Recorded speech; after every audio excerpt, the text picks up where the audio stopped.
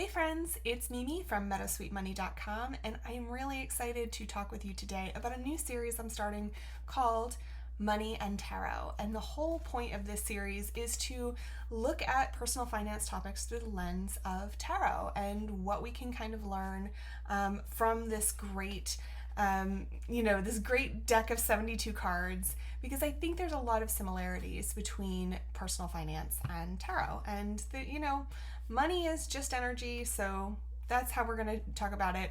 As a financial educator, I think that it's important to talk about money in ways that make sense to people. And to be honest, if you're somebody who's following me, there's a good chance you probably have a tarot deck or an oracle deck somewhere lying around. So let's dive right into it.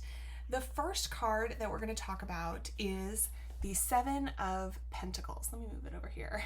The Seven of Pentacles.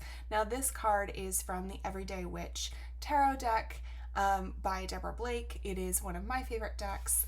It's one of my kind of go-to everyday decks. But I love this particular card.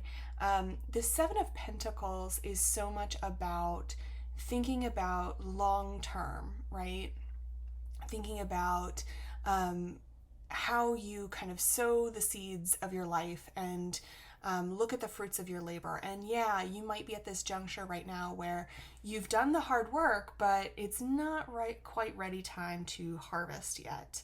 And this particular card, I think traditionally is such an interesting one, because it's important to look at the value of kind of how you're putting time and energy into something and being patient for the results, right? So you can't plant a seed and expect tomatoes the next day, right? You can't plant a little tomato plant and then expect that you're going to have a caprese salad by the end of the week. You have to give it time to grow. I think the Seven of Pentacles is a perfect example of why it's important to get started early on things like saving and investing for retirement. Many times we think, gosh, that's just such a long ways away.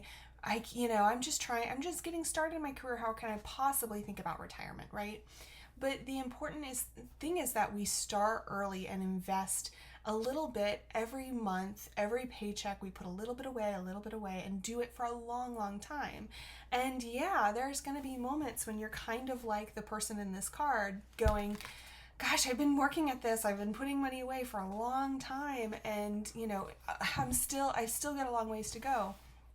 And I feel that certainly as somebody in their 30s who has been investing for a little bit, and I'm trying and I'm putting money away, and it just feels like retirement is such a long ways off. But the truth is that I'm going to reap that harvest at some point, and I want to make sure that I use what resources I have now to prepare myself for that harvest later, because all of that hard work is going to come to fruition. And you've got to think long term when it comes to things like retirement planning. So let's say, for instance, that you are a person who is self-employed. I am self-employed. And you say, you know what, I'm going to put money into a Roth IRA. So you open a Roth IRA, which is a type of retirement investment account, and you say, hey, I'm going to put $100 a month into it.